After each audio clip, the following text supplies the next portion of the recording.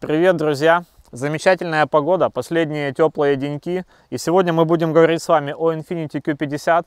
Расскажем, как мы ее покупали, среди чего выбирали, какие цены на альтернативные модели, почему мы купили именно этот автомобиль и почему это хороший выбор. И сделаем обзор.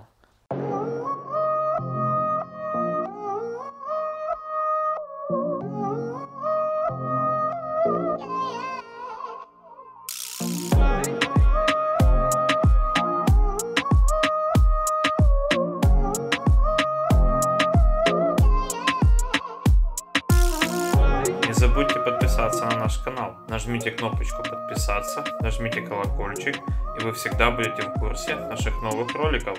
Начнем с истории, как мы выбирали и с чего начинали. К нам пришел клиент Артем, у него Lancer 9, на нем он проездил лет 10, не знаю, 7, ну, короче, очень долго. Сказал, хочу себе новую машину, красивую, стильную, молодежную, динамичную. Он почему-то думал, что может купить за 15 тысяч Honda Accord, а думал он так потому, что его какой-то знакомый сказал, что его другой знакомый привез такую машину жене, но почему-то она жене не подошла, и они выставили ее на продажу. Окей, мы поехали посмотрели, она была битая сзади, причем битая довольно неплохо и сделана совсем по-колхозному, то есть совсем-совсем дешево. Такую машину мы запарковали и дальше начали смотреть наши официальные аккорды в бюджете 1020. Это 13-й год, это хорошая комплектация. Кстати, с требований у нас была хорошая комплектация и обязательно электрорегулировка сидений, потому что Артем ездит с женой, они часто меняются, им вот удобно, когда сиденья на электрике, а лучше всего с памятью. Забегая наперед, скажу, что здесь есть и электро, и память, и еще есть такая полезная опция. На каждый ключ программируются настройки сидения, руля, там всего остального и зеркал. То есть вы с ключом подходите, и машина уже сразу под вас настраивается. Мега удобная фишка. Как альтернативу я предлагал посмотреть на Mazda 6, на Mazda CX-5, но Артему они не нравились. В принципе, больше ничего мы не рассматривали. Во время всего процесса подбора Артем говорил, что вот, мечтаю о Infiniti, хочу Infiniti, вот такая классная машина, но как бы ищем Accord, потому что Infiniti дороже. В итоге мы подобрались к Infiniti, начали смотреть за 25 тысяч. В бюджете 25 ничего хорошего мы не увидели, потому что было несколько машин, они были битые, были вопросы по пробегу, по сервиске, тоже мы их отбросили. И потом увидели вот этот экземпляр. В Киеве такие машины есть, два варианта, они стоят по 31 500, а мы нашли в Ровно за 29 800. Это абсолютно новый автомобиль, без пробега, дизельный, в хорошей комплектации и по хорошей цене. Это не официальный автомобиль, то есть он везен серым дилером, соответственно, без гарантии. Но он новый, без пробега, здесь дизельный двигатель экономный и хорошая комплектация. Для сравнения, базовый Q50 у нас в салоне стоит 30 500. Там будет бензиновый двигатель, тканевый салон, не будет ни электросидений, ни люка, и еще там множество опций. Поэтому, конечно, мы выбрали такой автомобиль. И еще один плюс, так как Артем меняет машины очень редко, грубо говоря, он на ней собирается ездить долго, если разбить всю потерю стоимости, да, от нового автомобиля на много лет, то в итоге получается, что за год владения не так много и теряешь. То есть это цифра несущественная. Поговорим о нашем автомобиле. 2016 год, абсолютно новый, без пробега. У нас стоит дизель 2.2, это мерседесовский двигатель, мерседесовская коробка, 7-ступенчатый автомат. Дизель Евро 6, это не дизельгейт, это обычный нормальный двигатель, с которым вы сможете ездить по Европе, заезжать в города и так далее. Внешне машина выглядит очень круто, свой дизайн, ни на кого не похож, очень стильные линии. В идеале нужно ее, конечно, смотреть ночью. Мы обязательно покажем кадры, как светятся фары, как светятся диоды, как светятся задние стопы. Это очень красиво. Сложные линии на капоте, решетка красивая, бампер. Ну, машина очень стильная, в потоке всегда ее видно и всегда привлекает внимание. Я считаю, очень удачный цвет. Мы выбирали среди белого и серого. Выбрали серый. Он меняет свой цвет в зависимости от освещения. Бывает темнее, бывает светлее. Очень круто и стильно выглядит. Ну и плюс в эксплуатации на нем не так видно различные повреждения, царапины, пыли и так далее. Здесь интересный применяется лак. Он сейчас применяется на многих автомобилях, который никогда полностью не затвердевает до конца. То есть, если есть маленькая царапинка, машина стоит на солнце, он разогревается и чуть-чуть эту царапинку затягивает. Раньше на этом как бы акцентировали внимание, сейчас нет. Ну, наверное, это уже не так круто, не так стильно. Внешне у нас в комплектации есть поворотный свет. У нас есть 19-е диски, резина Run Flat, запаски докатки нету, бесключевой доступ, люк. Хочу показать вам двигатель. Под капотом мы имеем дизель 2,2 литра, мерседесовский двигатель, мерседесовская коробка семиступенчатая. Наш двигатель выдает 170 лошадиных сил, момент под 400 ньютонов. В принципе, неплохо едет и экономный при этом. Официальные автомобили поставляются с двигателем 2.0 бензин, 211 сил. Бывает еще 3-литровый турбированный двигатель на 298 сил и 3.7 шестерка на 245 сил, это атмосферник. И самый мощный двигатель это 3.5 V6, гибридная установка на 364 силы. Но, к сожалению, к нам завозили только лишь официально, только лишь 2 литра бензин на 211 сил. Наш автомобиль экономичный, по трассе при скорости 120 легко укладываться в 5 литров. В город вот сейчас показывает средний 6,7 литров, ну пускай там будет 7. Ну пускай в самых жутких пробках зимой у вас получится 7,5. Не идет ни в какое сравнение с бензиновыми двигателями. Мощности в принципе хватает для обычной езды, но я думаю, что его можно чипануть и будет куда веселее. На таком же автомобиле с бензиновым двигателем 2-литровым расход будет у вас порядка 11 литров, что существенно больше. У него больше лошадиных сил, но ехать он будет по-другому за счет момента. Ну, в принципе, есть фанаты бензина, есть фанаты дизеля, поэтому тут каждый выбирает себе сам. Модель была презентована в 2013 году, с 2014 она поступила к нам в продаже, пришла на замену Ж кузову. Честно говоря, Ж мне не нравился вообще по своему дизайну, а вот Q просто мега, очень красивый, очень классный, ну прям вот мега-мега.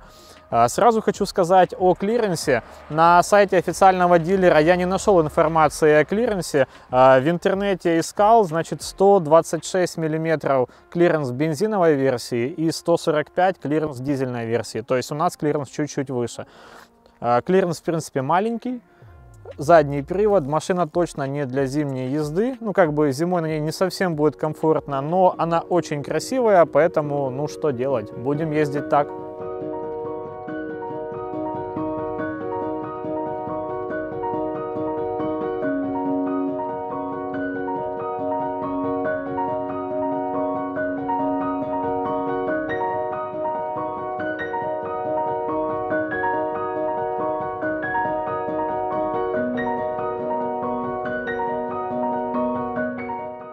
И вот мы в салоне. Здесь автомобиль не менее интересный и красивый, чем внешне, и есть о чем рассказать.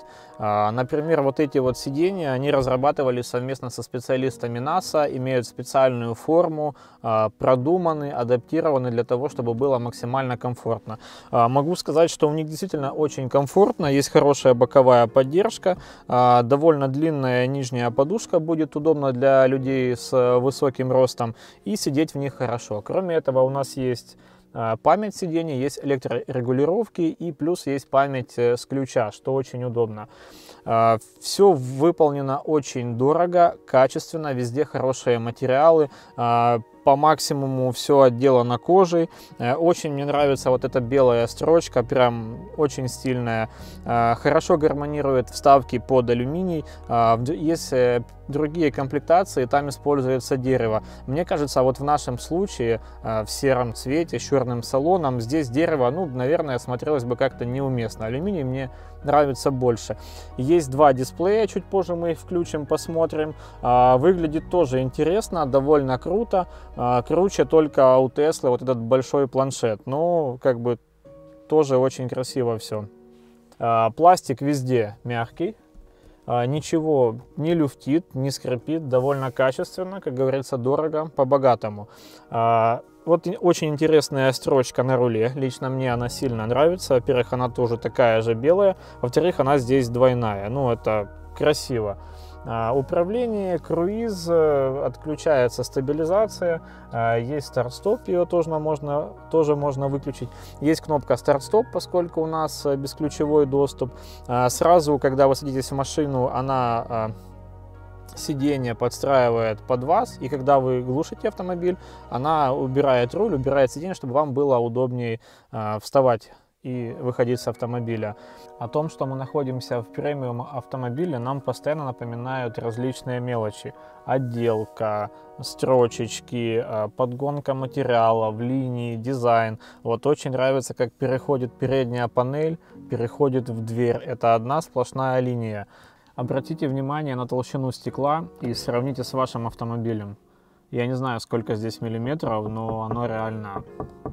Это, кстати, вот непосредственно влияет на вашу шумоизоляцию. На нем есть заводская небольшая тонировка. И еще один важный момент, то, как оно поднимается и как его дотягивает именно в конце. Вот смотрите. То есть оно заезжает плавненько, не сразу, не с разгону, не с разбега. Оно идет быстро, а в конце медленнее. Все управление можно осуществлять с сенсорного экрана, но кроме этого есть вот ряд кнопок. Лично мне очень нравится, что есть обычные кнопки, которые вы можете нажать в любой момент, там, не боясь там, при езде попасть пальцем куда-то не туда. Очень удобно. Есть джойстик. Джойстик для управления навигацией. Навигация располагается здесь вверху. У нас, к сожалению, пока нету навигации, потому что нужно ее установить и настроить. Банально не успели сделать. Автомобиль только приехал, 500 километров пробег. Есть кнопка выбора режимов, режимы вождения, и они реально меняются. Они реально меняют автомобиль. В спорте он встает, он лучше едет, он очень остро реагирует на руль. Прям это чувствуется очень. У нас стоит премиум акустика Bose. Кстати, правильно говорить именно Bose, потому что у нас говорят Bose, Bose, еще как-то. Нет, именно Bose. Это фамилия человека, который ее придумал. Звучит она неплохо, но мне почему-то она не совсем нравится. Я не могу сказать, что она какая-то плохая, некачественная. Возможно, ее нужно настроить именно вот под себя. Но мне показалось, что не идеально она звучит. Очень много баса. И нету какой-то такой чистоты звучания, что ли, не знаю. Ну, короче, музыка мне не понравилась. Бывает и лучше. Переместимся на задний ряд. Первое, на что хотел бы обратить ваше внимание, вот насколько широко открываются двери. Практически под 90 градусов. Также вот сам проем посадочный, он довольно немаленький. Вот сажусь сам за собой. Места здесь предостаточно. Для ног запаса много, посадка очень удобная, задняя спинка, ну, во-первых, высокая сама задняя спинка, и она расположена под хорошим уклоном, поэтому, когда вы сюда садитесь, вот, ну, прям очень удобно. Над головой место есть, в принципе, я не упираюсь в потолок, но рост у меня 1,75 м, то есть для людей повыше нужно уже как-то вот, ну, либо так сидеть, но если полностью разложиться, то, конечно, будет места немного. Сзади тоже все красиво, хорошая отделка, хорошие материалы, есть дефлекторы, есть воздуховоды, есть вот даже какой-то кармашек-пепельница, автоматические подъемники, есть подлокотник, в подлокотнике есть подстаканник на 2 стакана, есть отсек для лыж, например, и он, кстати, под ключ, да, его можно замкнуть. Не знаю, зачем это делать, но, наверное, кому-то тоже такое может понадобиться. Сзади очень удобно, мне сильно нравится. Единственное, что, так как у нас автомобиль заднеприводный, здесь идет карданный вал, от него никуда не деться, поэтому есть большой туннель. И вот эта вот часть, она высокая, поэтому сейчас попробую переместиться. Плюс не забываем, у нас люк. Ну вот по центру сидеть нельзя. Во-первых, мне не хватает высоты, Ну, вот так, конечно, можно расположиться, но я уперся головой в потолок. Здесь сидеть неудобно, здесь очень твердо, и вы сидите на таком выступе. Ну, короче, по центру вообще не вариант. Не знаю, может, да даже ребенку здесь будет неудобно, потому что вот, ну, как бы нельзя зафиксироваться, вы постоянно всплываете. Поэтому я считаю, задний ряд тут для двоих пассажиров.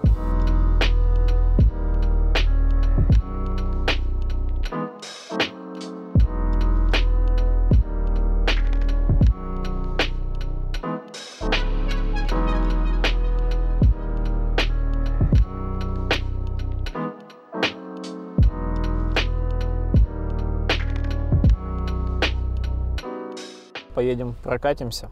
Хотел бы обратить ваше внимание на селектор, а именно на усилие. Когда вы переключаете, нужно прикладывать хорошие усилия, и вы прям чувствуете, знаете, что это какая-то серьезная вещь, а не просто там какую-то качельку передвинули. Вот смотрите, у нас вся панель, она вся глянцевая. Здесь глянец, вот этот экран глянец, это по сути планшет. Это все сенсорное, и здесь сенсорное. Как я говорил, здесь должна быть навигация, но у нас пока ее нету.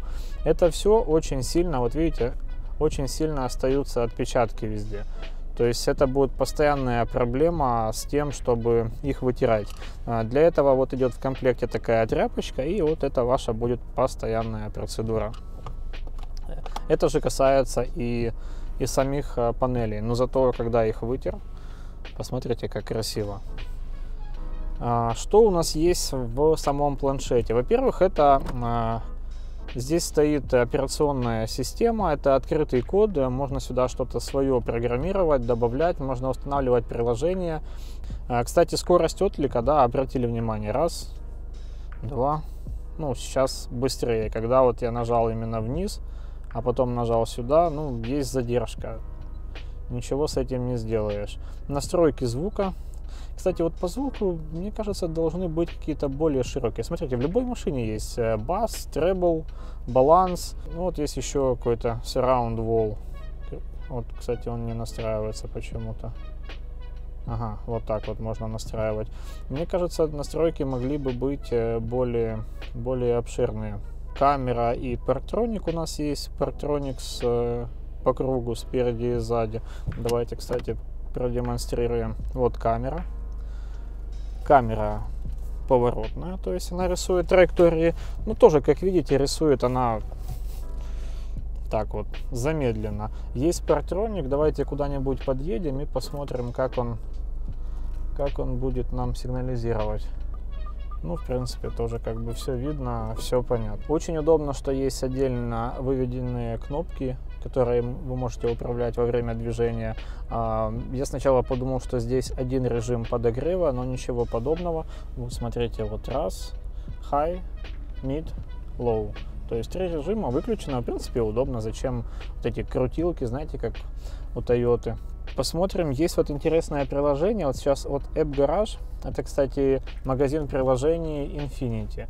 Здесь, по сути, можно скачать любое нужное вам приложение. Вы телефон коннектите сюда, ваш экран, по сути, является планшетом, он может брать интернет с телефона, и вы даже можете пользоваться Фейсбуком и другими приложениями. Есть вот предустановленное такое тоже интересное приложение, Drive Mode Selector. Здесь вы можете выбирать режимы своей езды. Спорт, стандарт, снова. Это вот вы можете вот этой крутилкой выбирать, а можете отсюда вручную. Также есть вот усилия на руле. Сейчас у меня стоит тяжелые, есть стандарт. И можно поставить Light, наверное, в каком-то другом режиме. Смотрите, мы сейчас едем в режиме, вот у нас сейчас стоит спорт, есть режим стандарт и есть режим снег. В стандарте машина, ну, как бы обычно себя ведет, достаточно хорошо ускоряется, реагирует на руль. Сильно крутить не буду, чтобы камеру сильно не болтала. Когда мы переводим автомобиль в режим спорт, у нас появляется вон красная подсветочка, здесь на экране появляется индикация, автомобиль меняется настройки коробки, двигателя и рулевого управления. Руль встает более жесткий, более чувствительный, прям вот малейшее движение уже сильно влияет на траекторию. И видите, она держит обороты 2500, она не переключается. Если я перейду назад в режим стандарт, вот, смотрите, 1500. Ну, сейчас у нас подъем в горку будет. Она, наверное, тоже будет повыше держать, но в режиме стандарт она переключается раньше. Вот расход топлива у нас поднялся до 6,9. Когда мы взяли автомобиль, там средний расход был 6,7. Но мы катаемся здесь туда-сюда, тестируем, как бы это нормально. В езде автомобиль плавный, предсказуемый, реально комфортный, хорошая шумоизоляция. У нас сейчас открыт люк, ну сама шторка. Если ее закрыть, будет еще чуть тише. По стеклам толщину я уже вам показывал, это очень сильно влияет. Кстати, вот я сейчас немножко руль туда-сюда кручу, и машина очень резко меняет направление. То есть руль очень сильно чувствительный, и можно в настройках это изменить. Динамики абсолютно достаточно, вы добавляете немножко газ, и машина уезжает, машина ускоряется. То есть полностью хватает и двигателя, и коробки. Они неплохо между собой синхронизированы, они друг друга дополняют. И классный автомобиль, реально классный. И внешне, и внутренне. И не знаю, какие можно у него назвать недостатки. Клиренс. Окей, как бы да, это ваш сознательный выбор. Если вам нужен клиренс, вы покупаете наверняка себе кроссовер. Скорость 110, голос повышать не нужно, 120. Слышатся шумы вот в районе зеркал, а так, в принципе, все хорошо. Вот 140, по сути, ничего не меняется. При 140 у нас 2000 оборотов. И, кстати, можно посмотреть моментальный расход. Очень резкий руль, буквально малейшее движение сразу влияет на траекторию. Я просто постоянно со своей камерой сравниваю. Вот недавно обратил внимание, хотел объехать яму, крутнул руль туда-сюда резко, ничего не изменилось. Автомобиль как ехал, прямо так и уехал. Поговорим о конкурентах. Это премиум автомобиль D-класса. Конкурирует он с кем? BMW 3, Mercedes C-класс, Audi A4, это большая немецкая тройка, да, и Lexus AS. Я, откровенно говоря, не думаю, что те люди, которые любят немцев и хотят немцев, да, что они переметнутся на сторону Infiniti и там купят Q50 вместо, там, не знаю, Mercedes или Audi. Но, к примеру, вот выбирая между Lexus AS и Infiniti Q50, я бы взял Infiniti. Какие преимущества у Q50 над конкурентами? Помимо дизайна, внешнего вида, это такое, знаете, дело относительное. Кому-то нравится, кому-то нет, каждый выбирает сам для себя. Но вот чего точно не отнять, это место на заднем ряду сидений. Я сейчас не говорю о центральном месте, да, мы обсудили, что там сидеть неудобно, но вот 2 посадочных места там очень удобно, там большой запас, и там гораздо больше места, там, например, в АЭСе там катастрофически мало места. У нас с этим делом все отлично. Еще одним очень важным преимуществом, возможно ключевым, не знаю, является тот факт, что Q50 самая дешевая в классе. Как я уже говорил, цены стартуют от 30 500 долларов за базовую комплектацию. Для сравнения, вот я выписал цены по конкурентам. AS стартует 37 500, самый дешевый. BMW 3 стартует 27 900, но речь идет о 318 двигателе, если на 136 сил, 1.5. Если мы говорим о 320, это уже 33 250, и это база. Мы помним, что у тех же BMW, Audi, Mercedes всегда нужно докупать опции, потому что с голой ценой вы с салона не выйдете. Вам по-любому нужно будет что-то доустановить, доукомплектовать автомобиль, чтобы вам было на нем приятно и комфортно ездить. Идем дальше. Audi A4. Стартовая цена 40 300. Mercedes C-шка, стартовая цена 35 100. Это 180-й двигатель, дизель на 116 сил. Ну, как бы цена существенно ниже. И не будем забывать, что в Infiniti комплектация дешевле стоит, нежели у немецких брендов. Сзади автомобиль выглядит не менее круто, чем спереди, чем сбоку, да не менее, чем с любого ракурса, потому что он красивый со всех сторон. Очень нравится вот задняя часть, фонари, подсветочка здесь диодная, очень красиво ночью светятся задние стопы. Очень нравятся трубы, их две, они большие, они такие, вот знаете, серьезные, вот на них смотришь и понимаешь, что перед тобой серьезный, хороший автомобиль. Посмотрим багажник, он здесь не маленький, но и небольшой, в принципе, вполне достаточно для такого класса автомобиля. Вы здесь можете разместить все свои вещи. Как я уже говорил, докатки здесь нету, запаски здесь нету. Вот есть горловина для того, чтобы мы залили сюда AdBlue, нашу мочевину. Лежат какие-то инструменты, есть баллонный ключ, есть крюк, здесь есть набор отверточек, всякие ключики. Вот такие вот дешманские, как по мне, но ничего. Видимо, они здесь не понадобятся. Задний ряд у нас можно разложить. Сиденья складываются в пропорции 40/60. Чтобы разложить, мы дергаем раз, два и идем и вручную открываем сиденье, складываем. И потом просто опускаем вниз. И получаем практически ровный пол, но мне кажется, что в бензиновой версии здесь есть ступенечка. Я так понимаю, за счет нашего резервуара для мочевины у нас уменьшился объем багажника, то есть пол поднялся выше. И за счет этого мы имеем вот такую вот картину.